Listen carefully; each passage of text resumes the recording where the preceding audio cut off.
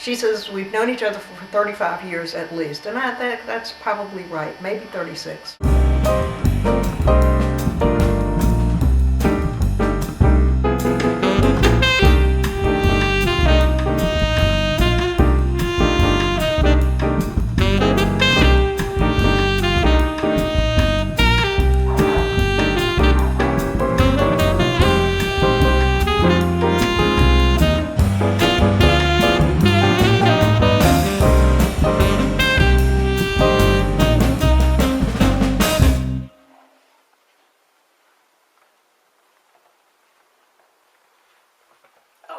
Was engaged to be married, and I moved to the apartment we were going to be living in, and that happened to be just across the street from where Karen and this friend Hillary lived, and we decided to commute because we were driving from, or to carpool really is better, we were driving from the far west end of Richmond into downtown Richmond to work in this department store.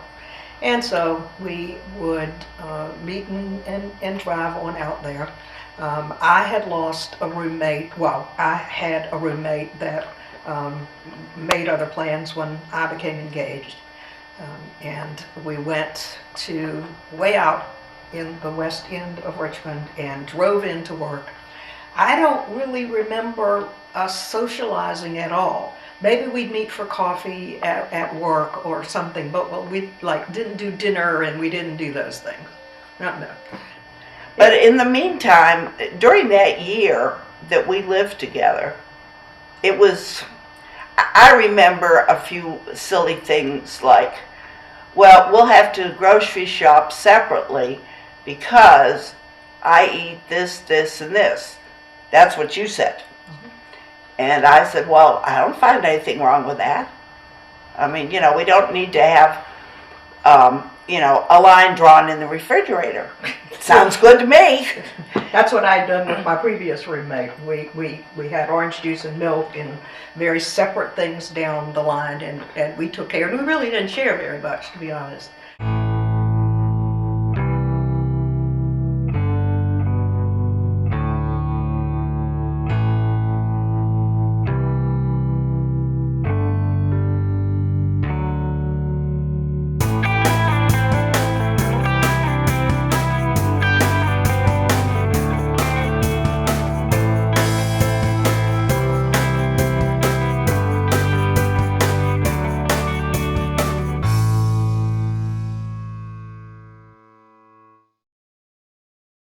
Friendship continued.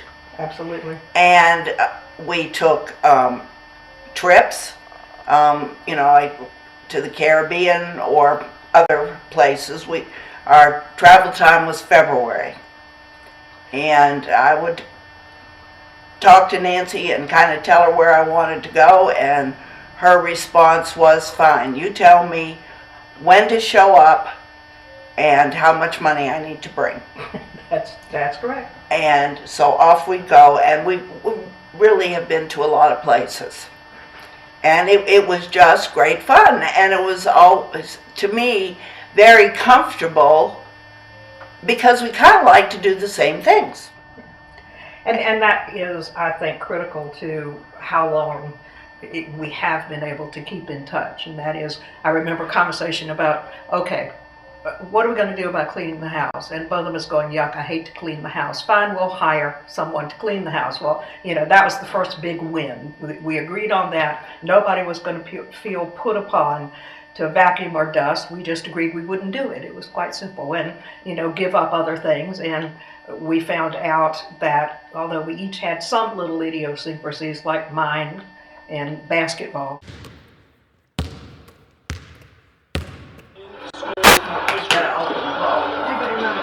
Kentucky Wildcats head coach John Calipari, the number one seed, second number one seed, Syracuse. Okay, it's all right. You can talk for a minute. In the East. Well, that's good because I'm going to open a bottle of wine. She knows me well enough to know what she's going to need to do differently, if anything. And now it's to the point that we have little key phrases. Mine to her is, when are you leaving? Meaning, I've had about enough of you and your OCD. What is that? OCD? Is that what I say you have? among Yes, other things. obsessive compulsive disorder. Right. Yes. Yes, with having to file this and having to fix that and not being able to do anything in a shortened period of time.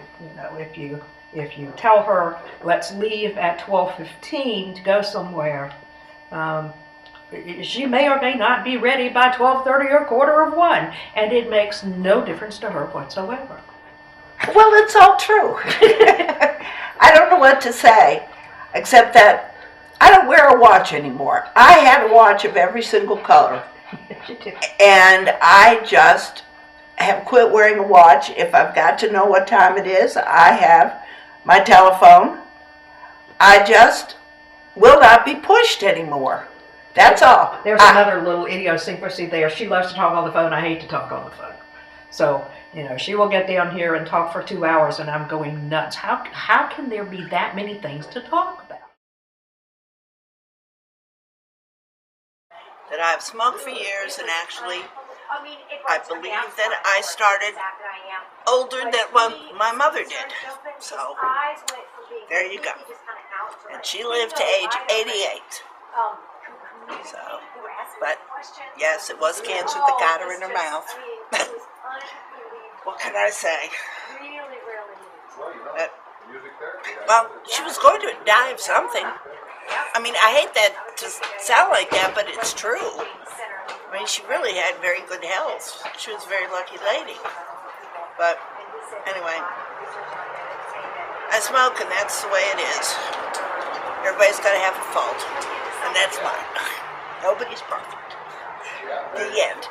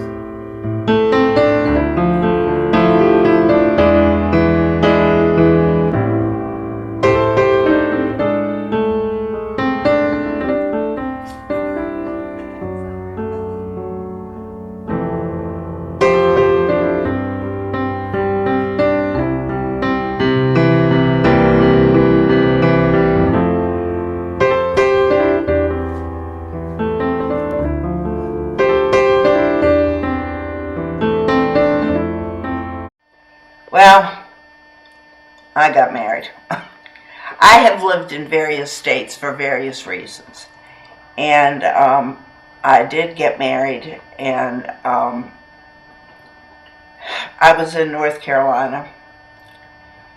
And I had to run away. I don't know how else to put it. Erin had a really tough time because her parents were not in favor of the marriage, and she was sort of fighting a war alone. I don't think I know Hillary and I had a couple of questions about this guy, but she was making a decision, and eventually when it didn't work out, we would keep in touch. If too long a period of time had gone by, I would call Karen and simply say, hello, what's wrong? Because if things were good, I would generally hear from her once a month, once every 6 or 8 weeks. And if I didn't, I could pretty well tell there was something going on. So she would tell me sometimes, she wouldn't tell me sometimes, and I didn't push. I didn't think it was my place to push, so I didn't. But it wasn't a real happy time. And at the same time, my only sister was dying of breast cancer. So that put us both in sort of dire straits at the moment. But it was a familiar voice. It was okay.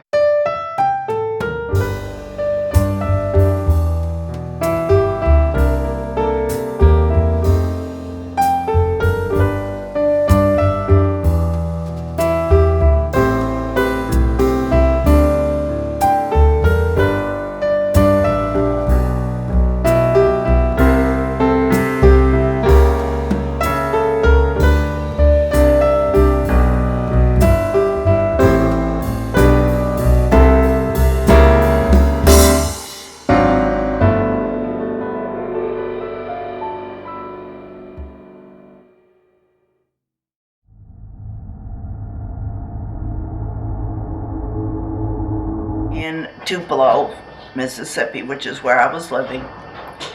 And literally, I was knocked down and run over by a vehicle. And as a result of that, I had a partial hip replacement.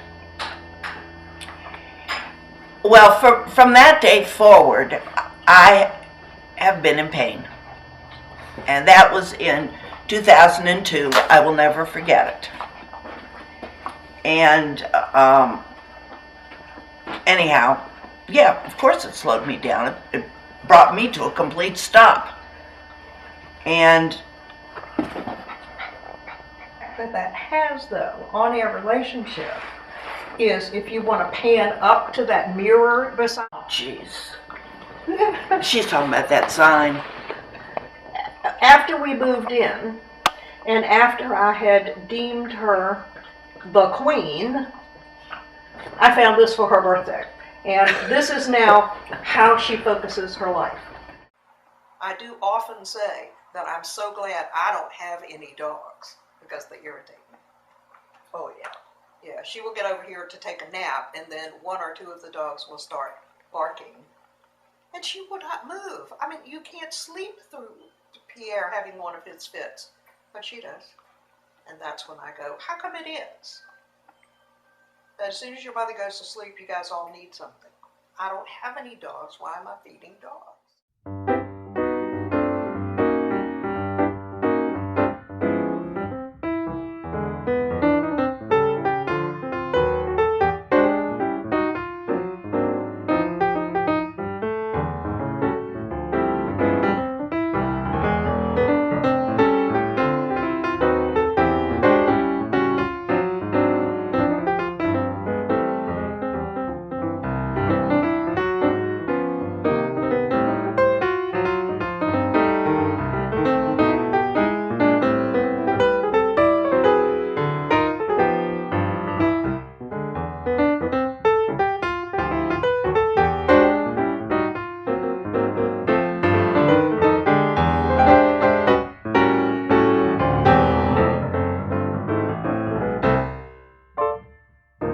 It's all my parents' fault.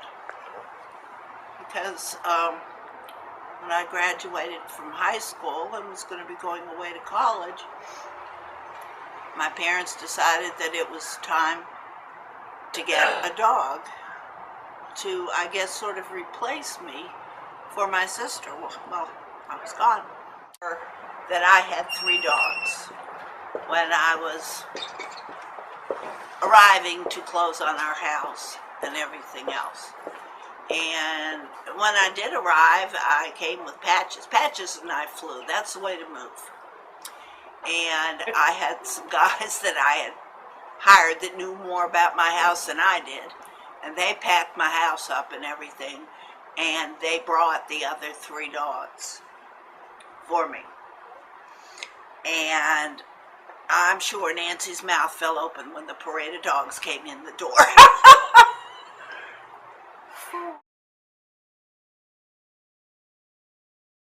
At a young age, I decided I was going to be Peter Pan and never grow up. So that's pretty much the way I feel about it. I really don't want to deal with aging at all. And that's part of the reason, that's one of the reasons why I don't have gray hair. And, you know, I tooth and nail. I'm just not going to participate. That's for other people. Hi, you're fine. I think about it occasionally, and I think about it fairly often, and I think I am 68 years old, and that's really old. But then I think, well, I can walk, I can take care of myself, I can drive, I can think, and so I'm not as old at 68 as other people are at 68. And I don't really think of myself at all as 68. However, I think I'm going to have a crisis at 70. 70 just seems to be an over-the-hill sort of number. God. So I have a couple of years to work on that, but I don't really know what's going to happen. I have the women on my mother's side of the family had great longevity, 96, 93, and 94, and an 85-year-old that's still alive. So I sort of think I'll be around for a while, but when I do the math, and 68 from 96 isn't a whole lot of years. So it's with some trepidation and some positive sort of thinking that I think about being old. I just don't ever view myself as incapacitated. And I don't know whether that will happen or not. I hope it will. But that's pretty much it. I don't think of myself that way. I would hate being that way, so I don't know Oh what my will God. happen. Yeah, incapacitated is not a good thing. You would never see her. Yeah, and I would rather be incapacitated mentally than physically. I don't want to realize that I can't think and I can't talk and I can't do things, but if it has to be physical, I could probably live with that as long as my brain continued to function somewhere.